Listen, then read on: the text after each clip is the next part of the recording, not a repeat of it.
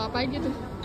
Helm, touring, touring, Flores Jawa.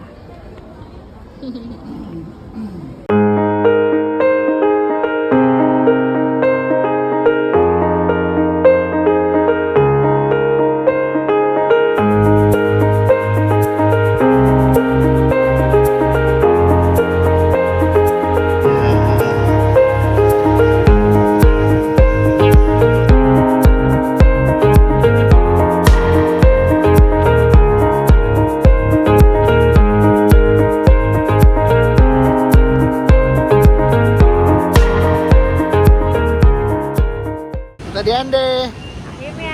Akhirnya sampai di Ende. Insya Allah besok mulai perjalanan. Semoga nanti malam kapalnya datang ya bawa motornya. Terakhir ke sini waktu kelas 5 SD. Tapi ke Danau Kelimu tuh sih, nggak ingat kotanya. Aku baru pertama. Itu ada ini. Nah, itu gunungnya lucu tuh. Lucu. Puncaknya datar. Bukit. Kita apa tuh ya, lupa namanya. Puncaknya Terus datar. nah, nanti malam acara tahun baru dipusatkan di sini nih. Tahun baru di Ende. Itu hotelnya. Iya.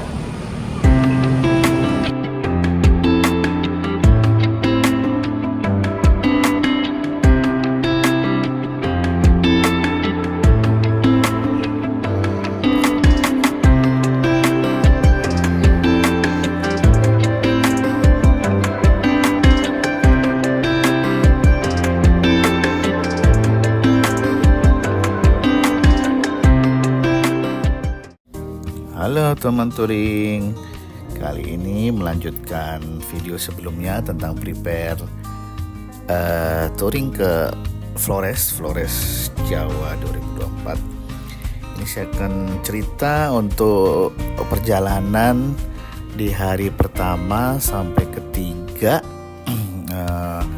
perjalanan kami yang dimulai pada tanggal 1 Januari 2024. Ini motor nggak saya riding dari Jakarta ya, tapi saya kirim dulu ke ND.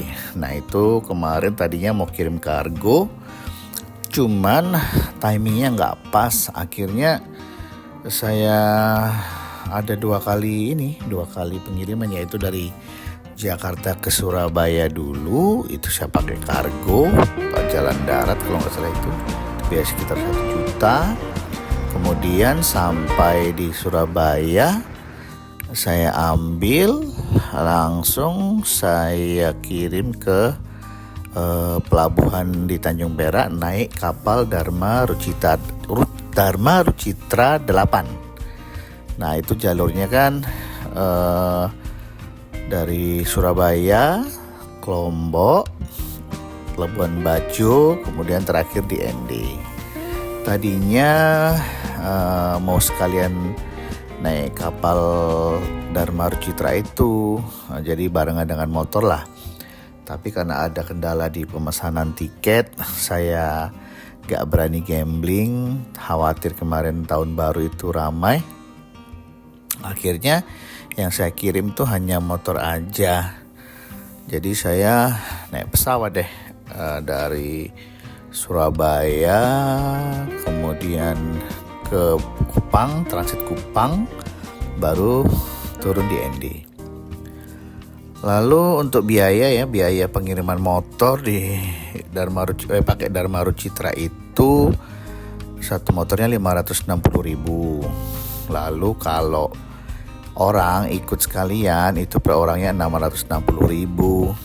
Itu udah dapat makan, itu yang kelas ekonomi ya, itu udah dapat makan 3 kali sepertinya. Kapalnya bagus banget sih, pengen banget sebetulnya naik itu karena lihat di YouTube biasa.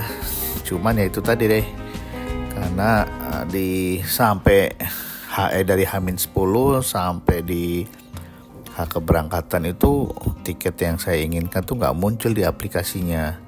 Sedangkan mau pesan langsung ke agennya Surabaya itu selalu jawabannya suruh lihat aplikasi. Jadi ya susah lah, nggak berani. nggak berani ambil resiko, akhirnya saya memutuskan naik pesawat.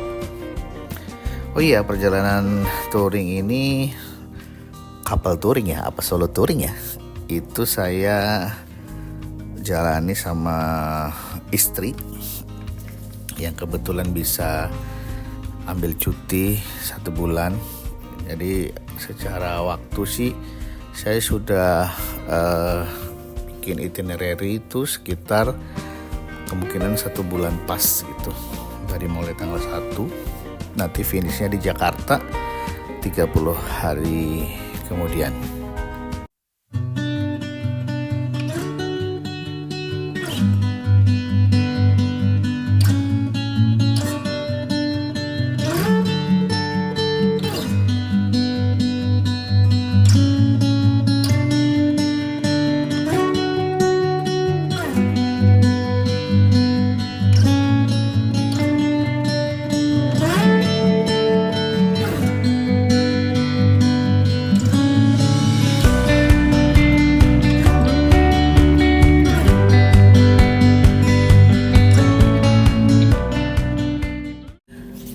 Video perjalanan touring kali ini akan dibuat dalam beberapa episode, karena kan 1 bulan tuh lumayan panjang, jadi harus dibagi-bagi ya supaya nggak terlalu lama juga nontonnya. Jadi kami karena motornya finish di ND yang Dharma Rucitra itu, tadinya kan pengennya sebetulnya startnya dari Larantuka ya, dari timur, ujung timur, titik 0, baru kita jalan ke barat. Tapi berhubung kapalnya itu berhentinya di ND, otomatis ya startnya dari tengah dulu.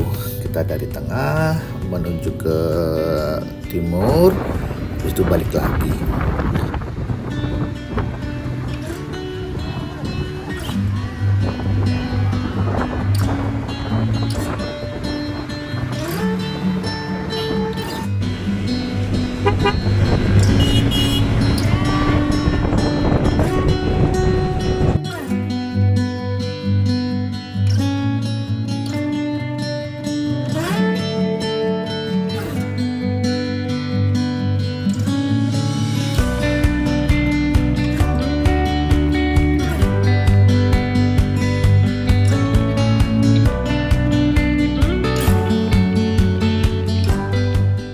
Kita lagi istirahat dulu, sekalian ke toilet di Warkop nih, Warkop Eden Ceria.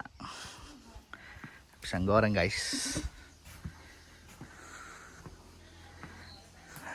Jangan lupa mampir ke sini, Eden Ceria. Isi bensin dulu buat cadangan.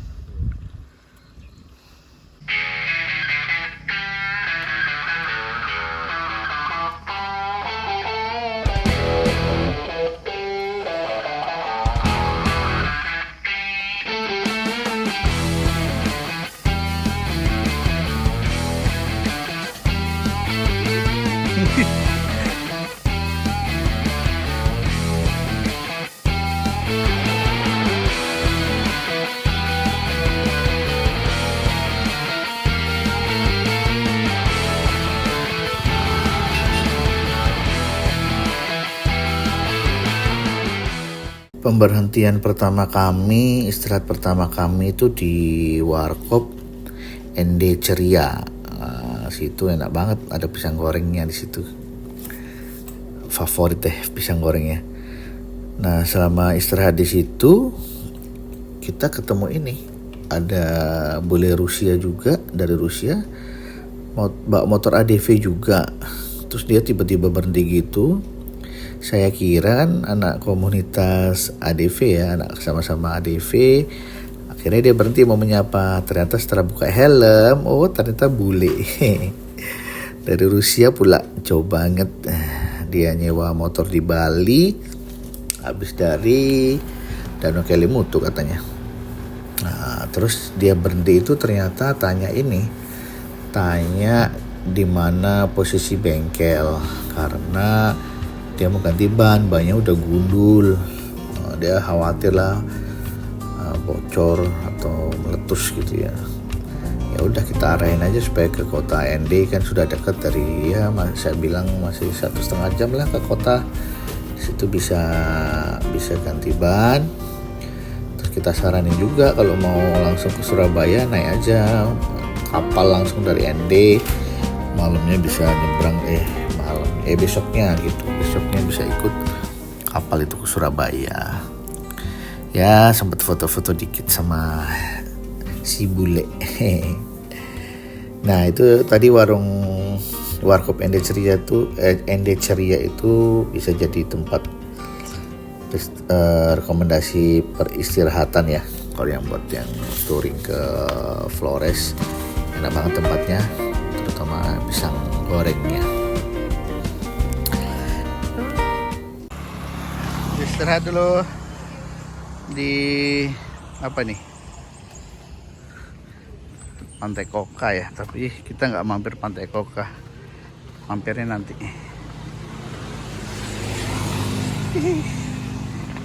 Istirahat dulu guys.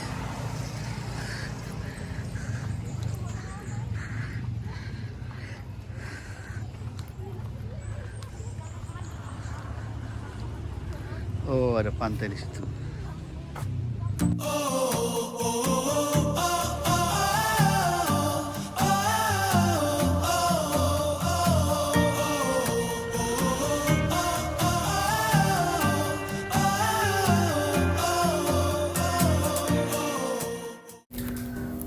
Peristirahatan kedua itu di dekat Pantai Koka yang rencana mau kita mampir besok pas baliknya. Jadi setelah Pantai Koka itu ada turun tebing, jalanan turun gitu, terus ada warung tuh sebelah kanan, nama daerahnya lupa nyatet ya. Enak banget situ, bisa baring-baring, makan Indomie sambil ya lumayan lah istirahat, bisa baring. Intinya kami cari tempat istirahat yang ada tempat baringnya gitu, kayak balai-balai gitu, supaya bisa meluruskan badan. Enak banget istirahat di sini.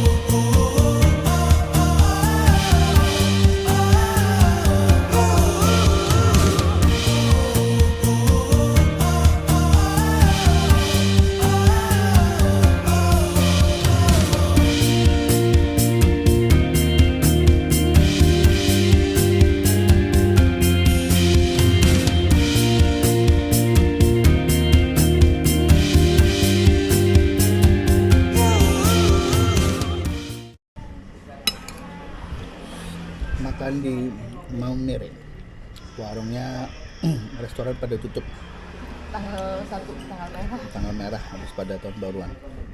Ini akhirnya nemu di jalan apa ya, pinggir laut, nggak juga. Jawa ya. Ikannya enak. Maumere kayaknya penghasil ikan tuna. Soalnya ada tugu ikan tuna tadi.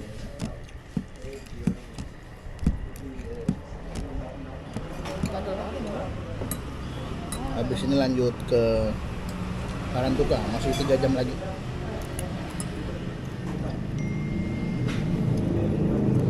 Oke.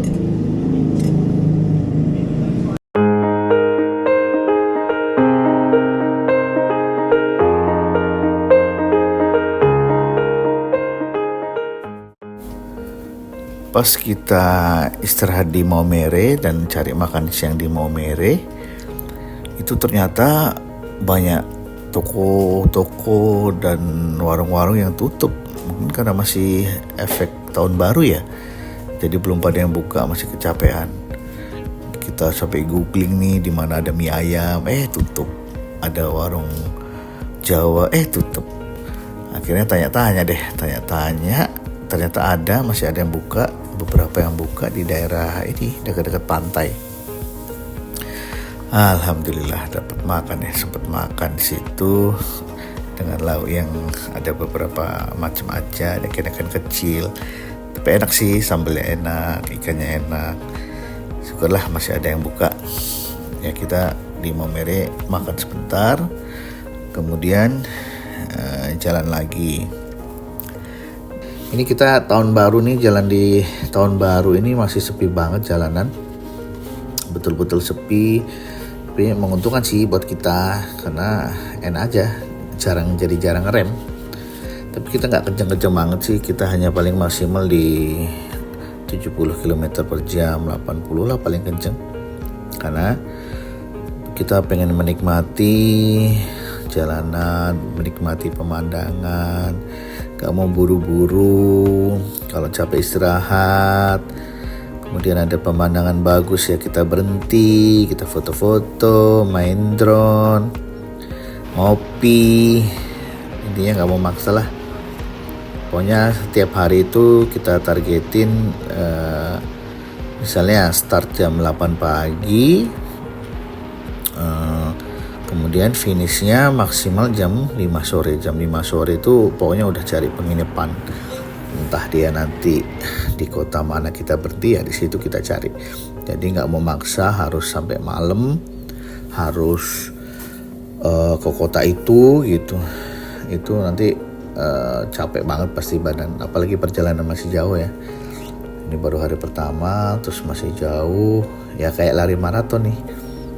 Jadi nggak mau maksa, udah jadi kita targetin segitu. Jadi jam sehari itu paling ya 8 jam ya, 8-9 jam lah untuk jalan, untuk riding, sudah termasuk dengan istirahat. Pokoknya kita istirahatnya setiap 1,5 jam atau tiap 2 jam lah, tiap 2 jam, kadang 1,5 jam, kadang 2,5 jam ya, tergantung ini juga, tergantung kondisi badan. Intinya sayang lah kalau nggak dinikmatin. Udah ke Flores jauh-jauh tapi kita buru-buru, nggak nikmatin pemandangan. Kalau jalan malam kan itu ya nggak kelihatan apa-apa, sayang banget. Padahal Flores ini indah. Nah itu sepanjang perjalanan itu kalau kita perhatikan ya, warga Flores itu baik-baik banget. Setiap jumpa di jalan pasti ngelakson sambil dada-dada, terus menyapa. Kadang kalau kita nggak tahu arah atau apa, malah mereka antar tuh tanpa pamrih, mereka tunjukkan jalannya. Nah ini sebetulnya dari ND Kelarantuka sebenarnya ada melewati beberapa tempat wisata kayak Pantai Koka gitu. Cuman memang sengaja kita lewatin, kita mau mampirnya nanti aja pas balik. Jadi ini hitung-hitung kita menuju ke titik start dulu. Jadi ND Kelarantuka ini yang sejauh 273 km ini kita mau fokus aja sampai Larantuka, nggak mau mampir-mampir tempat wisatanya dulu, supaya ya ceritanya kan startnya dari ujung Flores, paling ujung di Larantuka di Flores Timur. Jadi gitu. Terus yang paling saya nggak nyangka tuh, kami nggak nyangka itu Flores ini ternyata hijau ya. Jadi dalam bayangan kami itu namanya daerah timur itu kan pasti coklat karena jarang hujan, terus panas, kering gitu. Ternyata hijau banget. Nggak nyangka deh. Padahal jadi makin happy aja. Pemandangnya bagus-bagus, hijau. Ini perjalanan touring pertama kali kami di Flores Tapi sebenarnya kalau ke Flores sih saya udah pernah ke Labuan Bajo, tapi istri saya belum. Tapi kalau untuk saya juga udah pernah ke ND sih waktu SD kelas 5 ya, waktu itu kelas 5 diajak sama orang tua ke Danau Kelimutu. Oh berarti ND udah nih di Flores. ND sudah pernah waktu kecil, terus Labuan Bajo sekitar 6 tahun yang lalu. Nah tapi untuk touring ini yang pertama kali kami jalani, dan memang ternyata ini Flores ini cocok banget deh buat touringer. Buat naik motor sini enak banget. Kenapa? Jalannya sepi, aspalnya bagus, tikungannya banyak, warganya ramah-ramah. Pokoknya pantas lah. Pulau Flores ini dijuluki Pulau Seribu Tikungan. Nah, ini karena total jarak dari ujung titik 0 Flores Timur di Larantuka itu sampai ke Bajo itu 669 km dengan 6.690 tikungan. Nah, itu yang hitung katanya sih sudah dihitung ya sama Bang Khatib. Beliau itu ketua komunitas rider 1000 tikungan Flores. Nah, sambil menikmati jalanan Flores yang meliuk-liuk dengan aspal yang cakep. Intinya wah keren banget ya pokoknya. Sepanjang jalan itu istri saya itu ini selalu mengucap, ya Allah, bagus banget, Masya Allah, indahnya ya Allah, Subhanallah, pokoknya gitu deh. Pokoknya mensyukuri banget kita dengan ciptaan Allah ini. Di Flores ini ya memang keren banget sih. Selama ini kan buat kita yang paling indah itu kan Lombok. Nah, karena kita lama tinggal di Lombok, ternyata ada yang bagus juga di seberang Lombok, seberang Sumbawa, yaitu Pulau Flores. Pokoknya kalau yang suka riding, bela-belain deh kesini, wajib harus kesini, emang cocok banget dengan banyaknya tikungan, jalanan yang sepi dan aspal yang bagus. Wah itu pokoknya surga buat para touringer.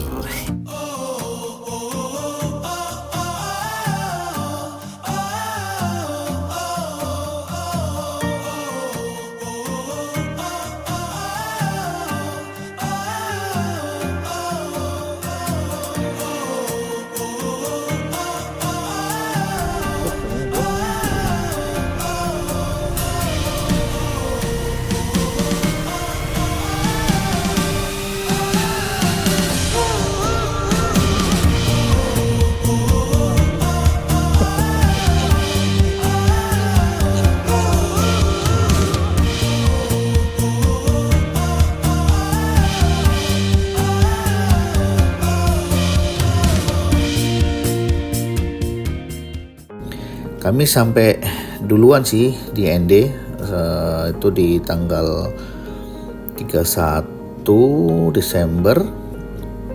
Kita udah sampai pagi. Kemudian malamnya tuh rencana kapalnya datang jam 7 malam di pelabuhan. Nah, jam 7 kita ambil. Kemudian tahun baru di ND, tapi enggak ikut merayakan tahun baru. Hanya ini aja, makan-makan sebentar, karena ternyata dari pihak hotel itu mereka menyediakan ini makan malam gitu untuk dimakan rame-rame buat tamunya, dan itu free. Makanan khas ini ya, khas ND. Nah itu jadi kita nggak ikut acara tahun barunya, justru pas tahun baru itu kita malah tidur. Soalnya kan start mau pagi start jam 7, jam 8 gitu rencana start di 1 Januari.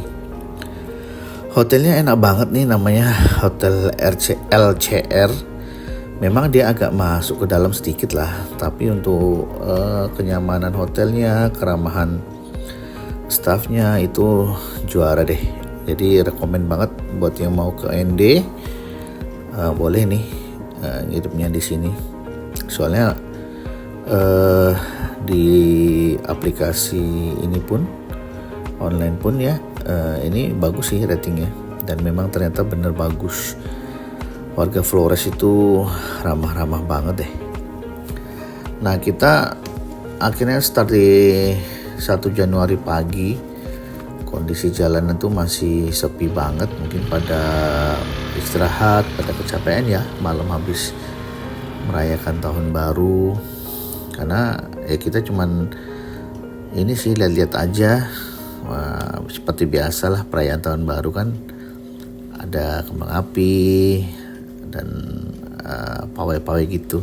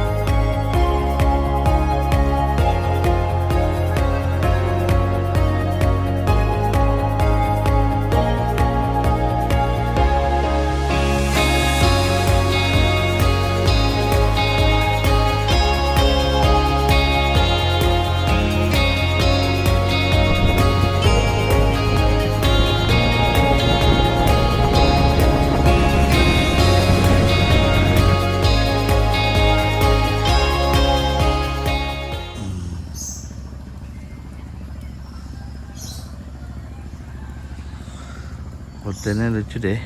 Itu ada yang kamar perahu.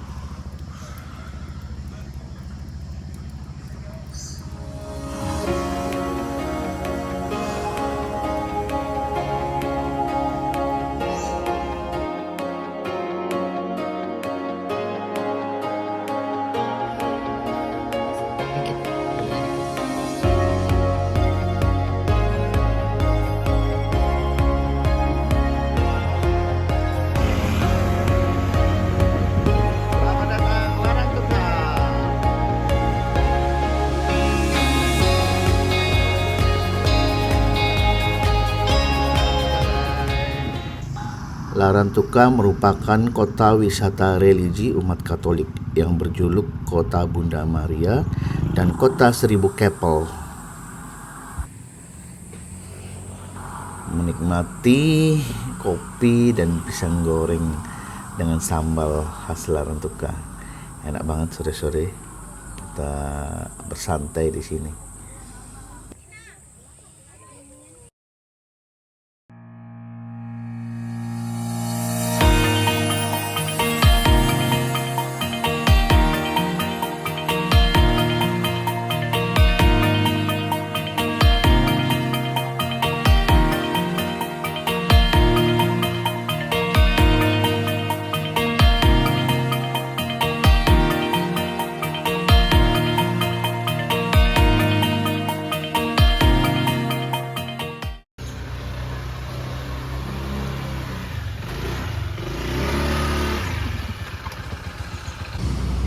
Bensin dulu. Nah, sampai di Larantuka itu sekitar jam 5 Ya jam 5 kita langsung cari hotel.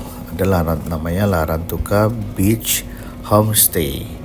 Itu hotelnya enak banget, kamarnya gede banget. Itu harganya semalam kalau nggak salah 400.000 udah sama sarapan. Itu hotelnya betul-betul posisinya tuh di pinggir pantai. Jadi wah gimana ya, pas banget lah pokoknya. Dapat ini badan capek, langsung dapat hotel yang enak. Akhirnya kita nginep di situ, rencana 2 malam. Jadi tanggal 2 sampai tanggal 3 kami check out tanggal 3, start lagi tanggal 3. Jadi tanggal 2-nya itu kita tuh ya memang rencana nggak kemana-mana sih, hanya laundry aja, laundry baju, kemudian cek motor, lihat-lihat kota Larantuka. Nah terus terus ngobrol sama penjaga hotelnya tuh, ternyata ada titik 0 kilometer Flores. Itu tadinya memang nggak masuk dalam daftar kami ya, daftar itinerary-nya. Baru tahunya itu ngobrol pas tanggal 2 malam. Ngobrol sama mbaknya itu, Pak, ini tuh sering pada kesini tuh pada mau ke 0 kilometer di Flores Timur. Wah kaget dong, ini kok apa ya, nggak masuk dalam radar gitu. Tahu gitu kan tanggal 2-nya kami bisa ke sana dulu tuh PP, karena lumayan sih jaraknya sekitar 1,5 jam. PP berarti 3 jam. Ya udah, ya mau nggak mau lah akhirnya ada beberapa jadwal itu kita ubah deh. Tadinya tanggal 3 itu mau start pagi langsung balik ke ND. Jadi rencanakan mau baliknya kan ke Momere, Koka Beach, dan Okelimutu baru ND. Akhirnya kita ubah deh. Pagi itu kita ke titik 0 dulu, titik 0 kilometer. PP dah itu sampai karena sayang ya udah sampai Flores kok nggak ke titik 0 lah. Nanti ketawain tuh sama rider yang mana fotonya di 0 kilometer. Ya. Oh iya. Nggak ada tulisannya. Iya, belum dibuat tulasnya, itu cuma ada. Oh ini ya. Itu 0. Masih ya. Oh iya, makasih.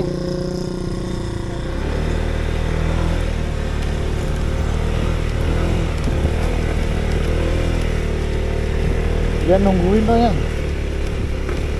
Gila baiknya. Bahasanya. Ya. Bahasanya Tuan Ketono. Itu dia guys. Woohoo. Alhamdulillah tempat juga ke sini. Mana? Oh itu dia.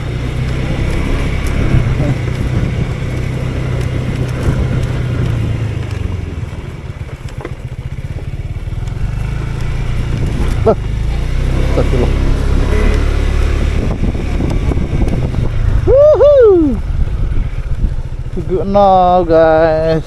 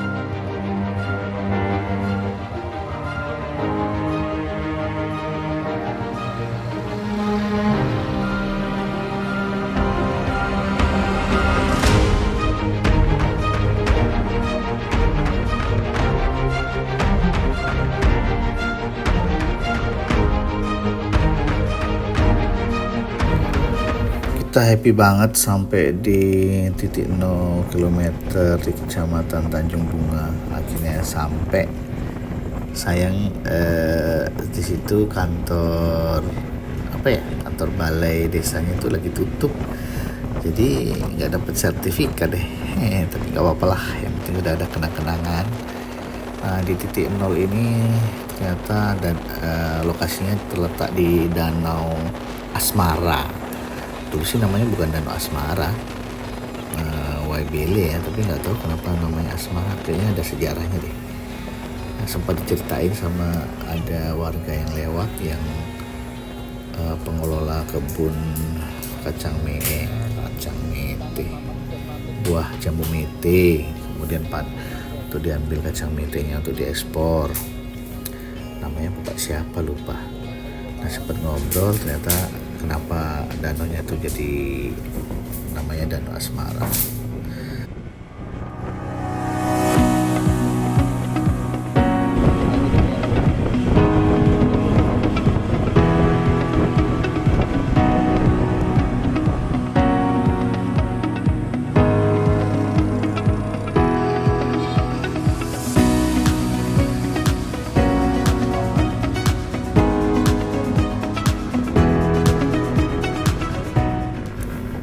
Setelah istirahat sebentar di Larantuka, kami lanjutkan perjalanan kembali ke arah barat.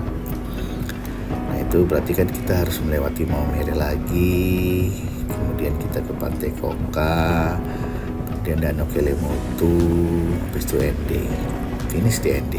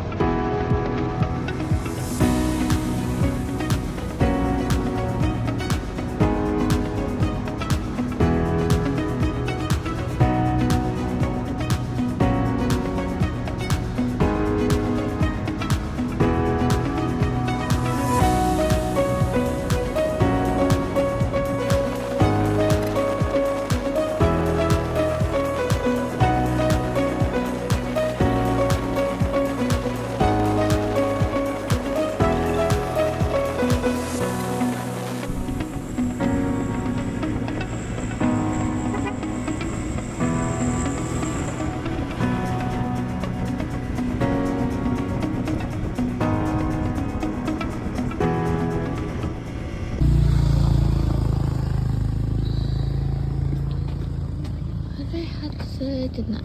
Ada buah. Ini buah zaman waktu masih kecil.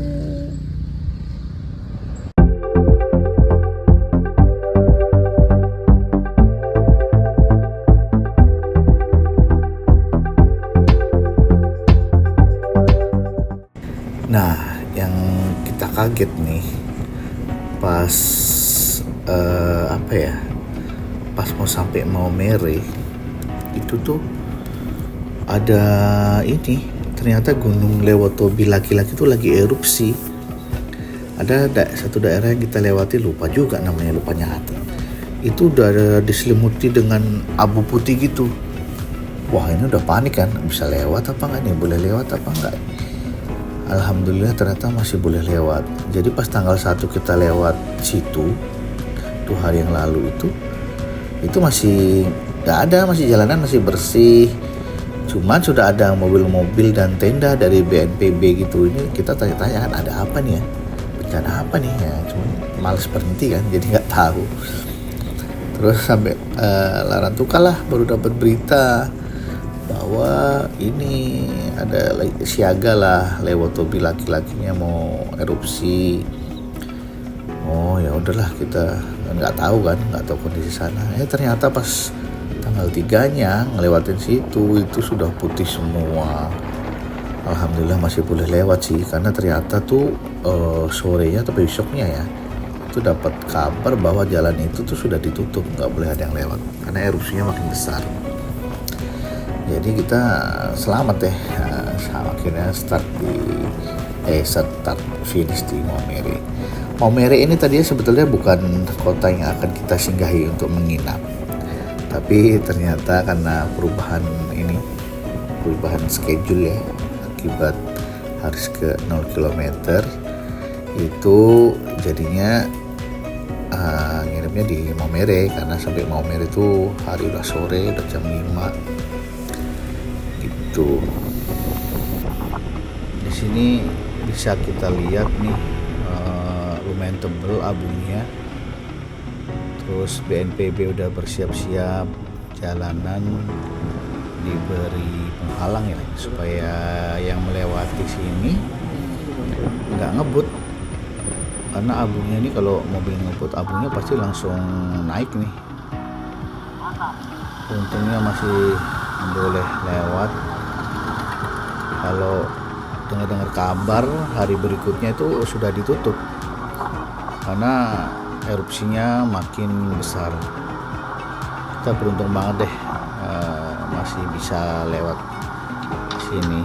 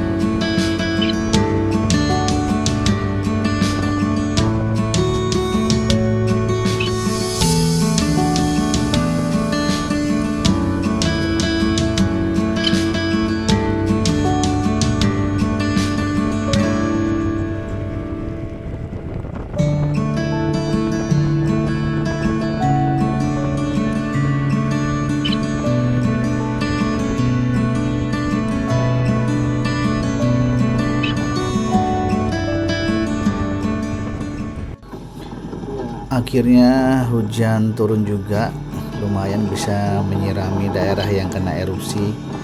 Jadi selama dari awal berangkat itu baru kali ini ada hujan di bulan Januari. Lumayan menyirami, pantesan Flores tetap hijau ya, karena hujannya lumayan rutin juga. Tidak seperti yang dibayangkan bahwa daerah timur itu akan kemarau panjang. Ternyata Flores nih beda banget. Untung hujannya cuman sebentar. Kita sempat istirahat juga di warung sambil makan soto sambil menunggu hujannya reda. Lumayan sih, sambil mengistirahatkan pantat dan pinggang.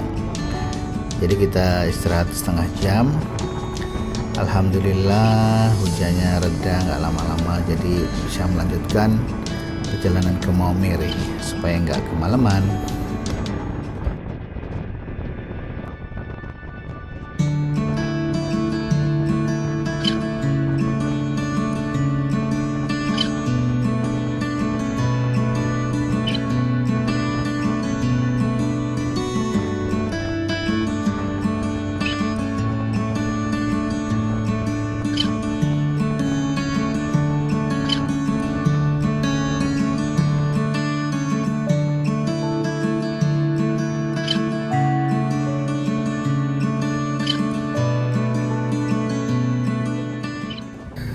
Oke teman touring, sekian ini episode 1.